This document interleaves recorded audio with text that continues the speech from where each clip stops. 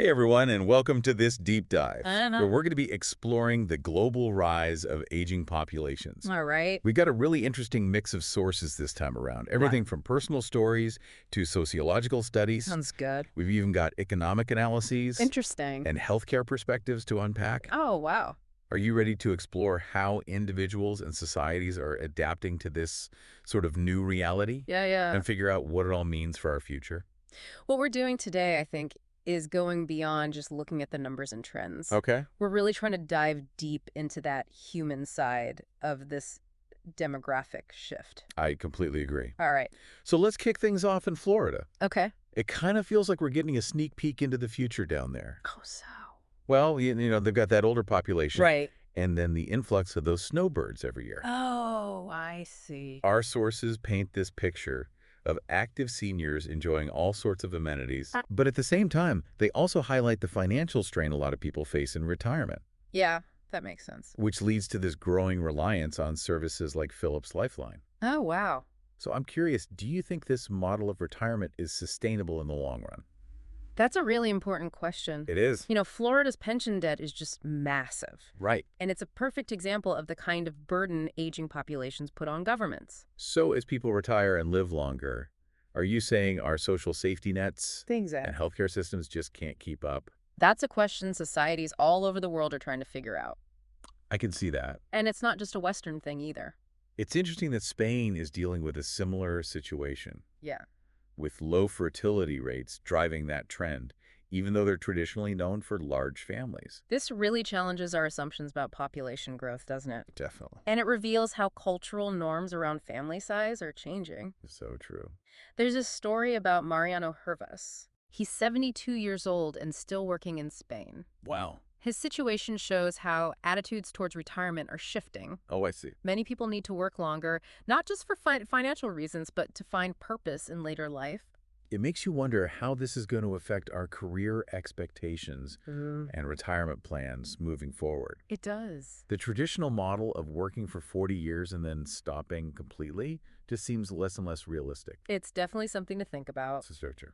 And while we're talking about global connections, Right. our sources also look at the impact of immigration in Spain. Oh, yeah, that's often overlooked when we talk about aging populations. It is. It's interesting to see how immigrant labor is supporting both the economy and the caregiving needs of older Spaniards. It creates a really unique dynamic It does. with the influx of younger workers. Yeah. It helps fill those labor gaps and provides essential care. Right.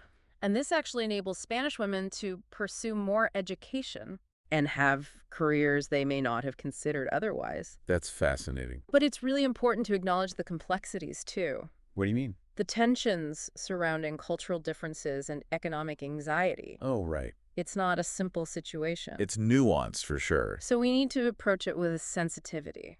Now let's turn our attention to Japan. Okay. It's often considered to be on the front line of this global aging trend. I can see why. The stat that really blew my mind What was it? is that by 2050, Japan is expecting to have 1 million centenarians. Whoa. It's a crazy number, It is. especially when you consider the shrinking workforce, Right. the elder care burdens, Yeah. and the changing family structures they're dealing with. Japan's situation, That's a lot. it's being called the silver tsunami. Wow. And it provides a lot of insight into the challenges and opportunities of an aging world. I can see that. One thing that's fascinating about Japan is how they're navigating this with diverse youth cultures. Oh, like what? You've got the Ganguro girls of Shibuya. Okay. Then you've got the tech-savvy otaku in Akihabara. Interesting. It really shows you how society is grappling with tradition Okay. and modernity, Oh, I see. individualism and collective responsibility. It's definitely not a monolithic picture. No, it's not. It's a really complex and evolving society. It is. Speaking of those cultural nuances, Right? let's zoom in on how aging is impacting family dynamics on a more personal level. Okay. I'm ready. There's this story about Mina-san, a Japanese woman dealing with memory loss. Oh, wow. It paints a really powerful picture of the realities of elder care and the growing reliance on multi-generational households. Right, as lifespans increase. Exactly. Families are having to adapt to provide care within their homes. It's true. But that comes with its own set of challenges and strains. For sure. It's a reminder that aging isn't just about societal shifts, No. but also about these deeply personal journeys It is. and the relationships that shape them. It's a powerful thought. And we can't ignore the emotional Right. and financial implications of relying on professional caregivers. No, we can't. It's becoming more and more common Yeah, as families try to balance work and life absolutely. and deal with geographic distance. It makes you think about how aging will reshape our own family relationships It really does. and the support systems we build for ourselves and the people we love. Okay, so let's shift gears a bit To what? to China. All right. Their one-child policy has drastically altered their demographics. In what way? Well, it's resulted in a shrinking workforce, Oh, wow. worries about elder care, I see. and even the possibility of social unrest. It's a perfect case study of the unexpected consequences of population control. Right. China's workforce is shrinking, and the elderly population is expanding.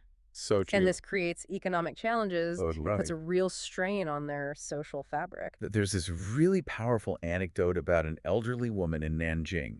She was displaced by development. Oh, no. It really highlights that human impact That does. of rapid modernization Right, yeah. on older generations. That's heartbreaking. It is. To see those who helped build China's growth left behind. It's a side of modernization that's often forgotten. It is. And it connects to this phenomenon called reverse migration. What's that? It's where grandparents are moving to urban centers to help raise grandchildren. Interesting. It just further highlights how family dynamics are changing in an aging world. So what exactly is reverse migration? Well, it's basically this movement of older adults, Okay. mostly grandparents, Uh-huh. from rural areas to those big cities. I see. And it's often because they're helping care for their grandkids. Because. Well, more and more women are in the workforce now, Right. and they rely on those grandparents for childcare. Makes sense. And you can't forget about the rising cost of living in those urban areas. True. It's hard for families to afford childcare without that extra help. And how does this tie into aging populations? Well, as people live longer, Yeah, the need for elder care also increases, of course. and often families are turning to each other for support. It's putting a strain on those traditional family structures, isn't it? It really is. And it raises questions about how we as a society can better support both older adults Exactly. and their families. It's this complex interplay between aging, Right. family dynamics, Uh-huh. and economic reality. It's fascinating. And it brings us to an even broader issue. Oh, okay. The human cost of ageism. That's a big one. Those negative stereotypes about older people Right. can have a really profound impact. In what way? Well, they can lead to social isolation Oh, wow. and even become self-fulfilling prophecies. There's this case of Robert Pyle, Oh, yeah. an elderly man from California who was financially exploited. It's a tragic example of how Right, ageism yes. can leave older adults vulnerable. Absolutely vulnerable to abuse Yeah. and manipulation. It's a powerful reminder to really examine our own assumptions It is. and advocate for respect Uh-huh. and dignity for older individuals. They have so much experience and wisdom to offer, They do. and we all benefit from their contributions. I completely agree. It's essential to remember that we're all aging. It is. And the way we treat older people today reflects how we want to be treated in the future, So true. creating a more inclusive and supportive environment Right. where everyone can age with purpose Yeah. and dignity. That's the world we need to strive for. It is. To delve deeper into that, Okay. let's explore the science of aging. I'm intrigued. What are we learning about this process? Mhm. What can we actually control? Epigenetics is really interesting. What's that all about? It looks at how environmental factors Yeah.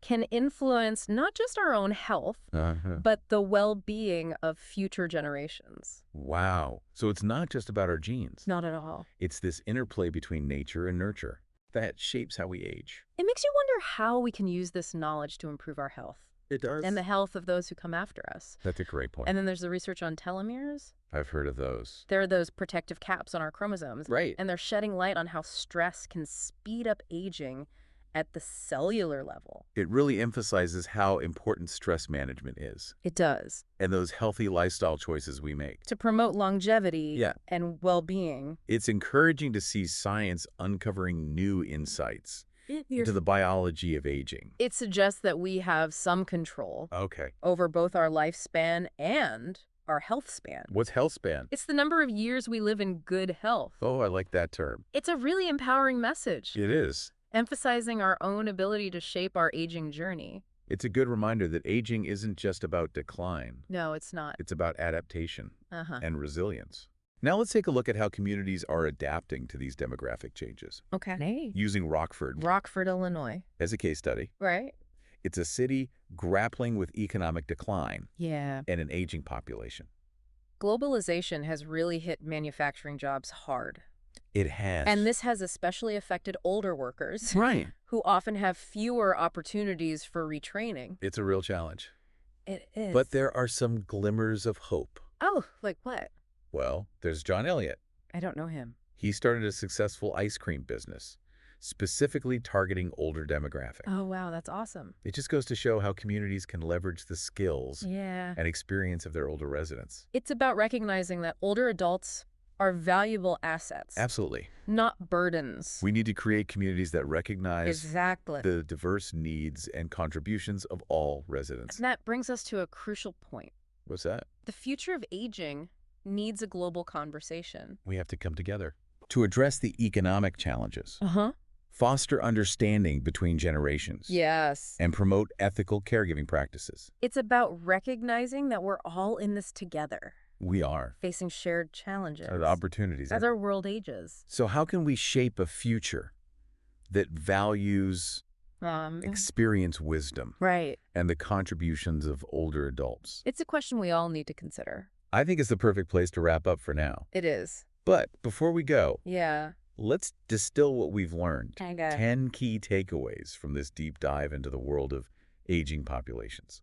That's a great idea. It's remarkable how much our understanding of aging has shifted. It really has. It's not just about decline anymore. It's Yeah. about adaptation, Oh, innovation, and wow. even reinvention. Our sources seem to be pointing towards this growing active aging movement, Have you noticed that? embracing those later years Right? as a time for continued growth Uh-huh. and contributing to the world. In exploration. Sarasota, Florida really embodies this. How so? They've got these really dynamic senior communities, I see. a culture of volunteerism, Interesting. and a real focus on staying engaged. What sets Sarasota apart from other retirement destinations? That's a great question. It challenges that old stereotype of retirement as passive withdrawal. Oh, I see. It's more about retirees redefining themselves, Okay. expanding their identities, Uh-huh. pursuing new passions, Right. and using their skills and experience to give back. It's almost like a redefinition of aging well. Isn't it? But our sources also remind us Of what? that this ideal isn't attainable for everyone. That's true. You've got economic disparities, Right. health challenges, Right. and caregiving responsibilities. Those can create real obstacles. They do. We can't idealize the aging experience without recognizing those systemic issues that make it harder for some people. So how do we make active aging more inclusive? Add to the question. It's accessible to everyone. Regardless of their circumstances, It's a big challenge. access to good health care, Okay. affordable housing, Ah, and support services. those are essential. If we want everyone to be able to age with well-being. It's about building a society that truly values its older citizens. I agree. Not just with words, No. but with action. Okay, so let's switch gears a bit Sure. and talk about the biological realities of aging. All right, I'm ready. What's going on inside our bodies as we get older? Right. And what are the latest scientific findings? I'm curious. One of the most surprising things is that aging is a continuous process. Really? It's not like it suddenly hits us at a certain age. I always thought it was more like that. From our 20s onward, our bodies are changing. Wow. Gradually, both visibly and invisibly. That's fascinating. And understanding these changes can help us make better choices. For healthy aging. Exactly. Our sources talked about this ladder of the decades. Have you heard of that? It outlined the typical transformations we go through as we age. Oh, I see. It's kind of comforting to know that many of these changes are manageable, It is. and that even as some abilities decline, Right. we develop new strengths and perspectives. Can you tell me more about this ladder of the decades?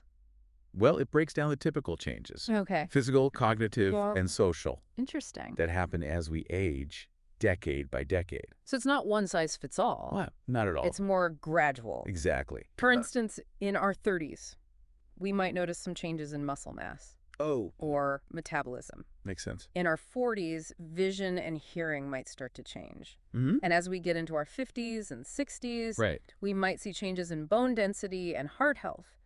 But alongside these changes, Exactly. we're also developing new strengths. Like what?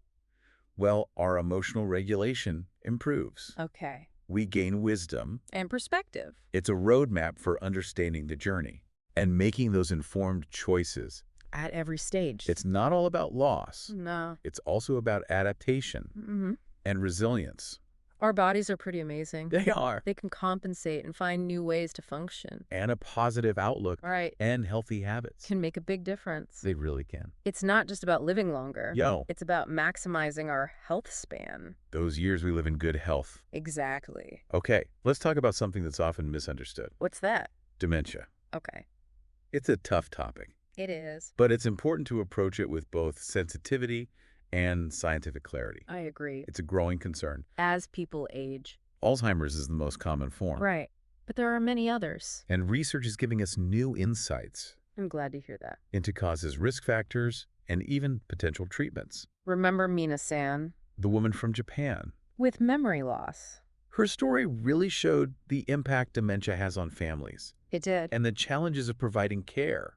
It's incredibly demanding for caregivers, It is. both physically and emotionally. Caregivers often face burnout, I can see that. isolation. And financial strain. It's a lot to handle. They might have to cut back on work. Right. Or even give up their careers.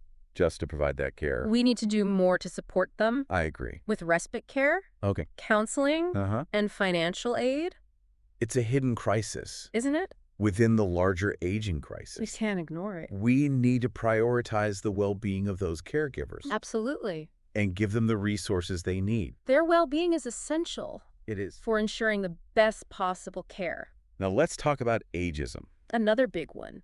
It's often overlooked. But it has a real impact. It's rooted in these negative stereotypes that portray older adults as frail, Right. dependent, Unproductive. even a burden, These stereotypes can become self-fulfilling prophecies leading to social exclusion. and reduced opportunity. The case of Robert Pyle The man who was financially exploited. is a stark reminder of how ageism makes people vulnerable. Vulnerable to abuse and manipulation. What can we do to combat this?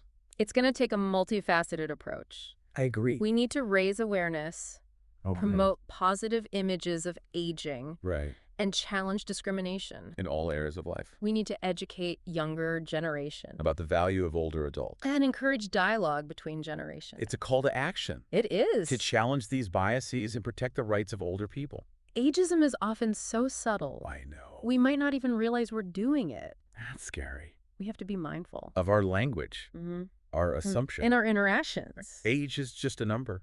It doesn't define a person's worth. Or their potential. They bring so much to the table. They do. Experience, wisdom, resilience. We're all aging. We are. And how we treat older people today. Reflects how we want to be treated tomorrow. We need to create a society that's inclusive for everyone. So let's talk about the economic side of things. Right. The economic implications of these aging populations. On a global scale. One of the biggest challenges is the shrinking workforce.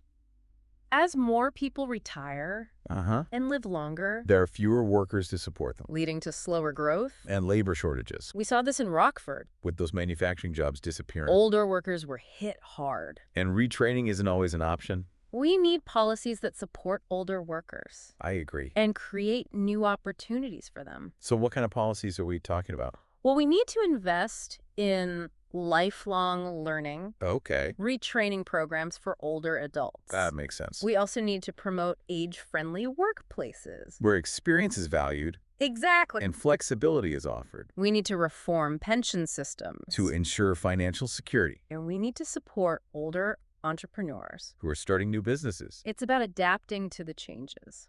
and making sure we have a skilled workforce. Now let's talk about technology. Okay. It's playing a bigger and bigger role, In how we age. especially in elder care. Technology can help people stay independent Safe. and connected We saw this in Japan. with those robotic companions. And smart homes. But there are ethical considerations too. What kind? Privacy is a big one. With all the data being collected, Right. we need to make sure it's protected. And used responsibly. And we need to consider autonomy.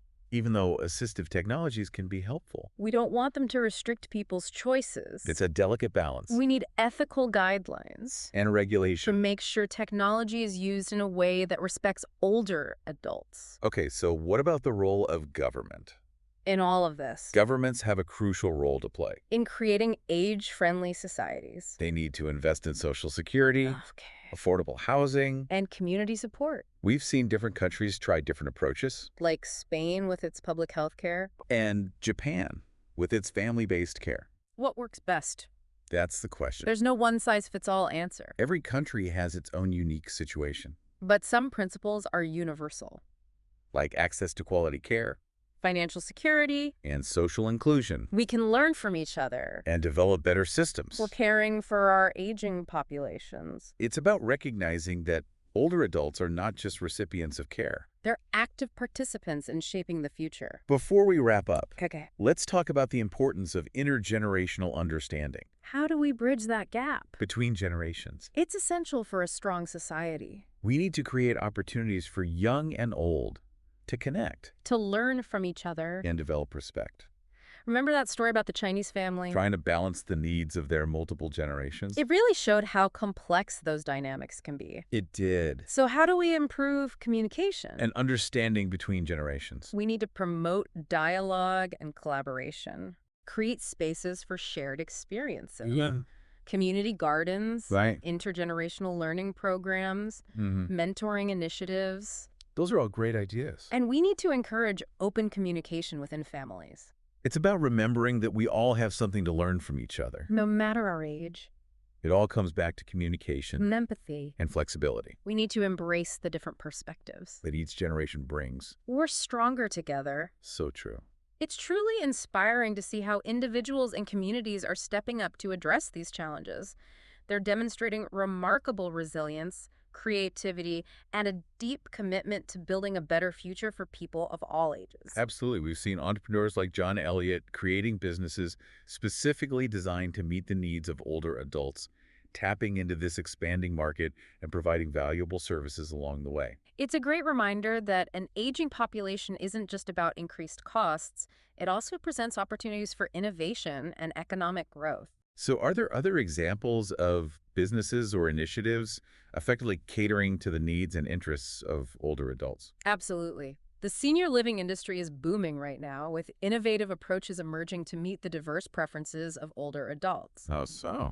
We're seeing a movement away from traditional nursing homes towards those personalized and community-based living options. Interesting. Like what?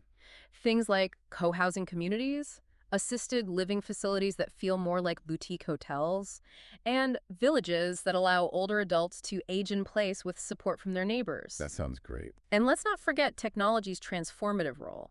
Companies are developing smart home devices, telehealth platforms, and even social engagement tools specifically designed for seniors. And then there's the crucial role of volunteers. Oh, absolutely. The thriving volunteer culture in Sarasota shows how older adults can contribute their time and expertise to make a real difference in their communities. It's a testament to the power of staying engaged and giving back. Are there any specific volunteer programs or initiatives that stand out to you as particularly impactful? There are so many. One that comes to mind is the Senior Companions Program. How does that work? It pairs older adults with other seniors who might be isolated or facing health challenges, offering companionship and support. I love that. Another great example is Experience Corps, where older adults tutor and mentor children in under-resourced schools. It's a win-win. They share their knowledge and stay mentally and socially engaged. It's a powerful reminder that aging doesn't have to be a time of withdrawal. It can be an opportunity for renewed purpose and finding fulfillment in giving back to the community. Exactly. It's about shifting our perception of aging from decline to a time of continued growth and meaningful contribution. And creating age-friendly communities goes beyond just providing services. Yeah. It's about cultivating a culture of respect, inclusivity, and intergenerational connection. Right. It's about fostering a sense of belonging for everyone. So how can we design our environments, both physical and social, to be more welcoming and supportive of individuals of all ages? Designing age-friendly communities requires a comprehensive approach that caters to the needs and preferences of people across the lifespan. What does that look like? Well, for starters, we need to ensure that public spaces are accessible and safe, transportation systems are convenient and affordable, and housing options are diverse and meet a range of needs. It's about making it easier for everyone to get around and live comfortably. Exactly. But it also involves promoting social inclusion. That means creating more opportunities for interaction between different generations, encouraging age diversity in the workforce, and actively challenging those ageist stereotypes we talked about earlier. It's about ensuring that older adults have the same opportunities to participate fully in community life, connect with others, and maintain their independence and dignity. Precisely. It's about creating communities where everyone feels valued and supported. And we can't forget about families. The stories we've heard have highlighted the challenges and rewards of family caregiving, those strong emotional bonds, and the need for policies and resources that support families caring for aging loved ones. Absolutely. Caring for our aging population is a shared responsibility that requires collaboration between families, communities, and government. It's about working together to make sure no one falls through the cracks. Exactly. So as we wrap up this deep dive, let's reflect on the bigger picture. What does it truly mean to live in a world where the population is increasingly older? And what kind of future do we collectively want to create? Living in an aging world presents unique opportunities and challenges. It forces us to confront our preconceived notions about aging, acknowledge uncomfortable truths about inequality and ageism, and come up with creative solutions to address evolving needs. It's a call to action to build a more inclusive, equitable, and compassionate world for everyone. A world where everyone, regardless of age, can live a meaningful and fulfilling life. Beautifully said. Now, as promised, let's go back and review those 10 key takeaways from our exploration of aging populations. These points offer a roadmap for navigating the complexities of an aging world and inspire us to create a brighter future for all generations. All right, let's dive in. Number one, aging is a global phenomenon driven by increasing lifespans and declining birth rates. Number two, governments worldwide are feeling the financial strain of providing healthcare and pensions for their aging populations. Number three, traditional notions of retirement are evolving as more people work longer, both by choice and out of necessity. Number four, immigration plays a complex role in this evolving landscape, both addressing labor shortages and providing care for older adults, but also raising concerns about social and economic impacts. Number five, Japan, at the forefront of this aging trend, offers valuable lessons in adapting to a rapidly aging society. Number six, family structures are transforming as multi-generational households and professional caregivers become increasingly common. Number seven, China's experience with the one-child policy serves as a stark reminder of the long-term and often unforeseen consequences of population control measures.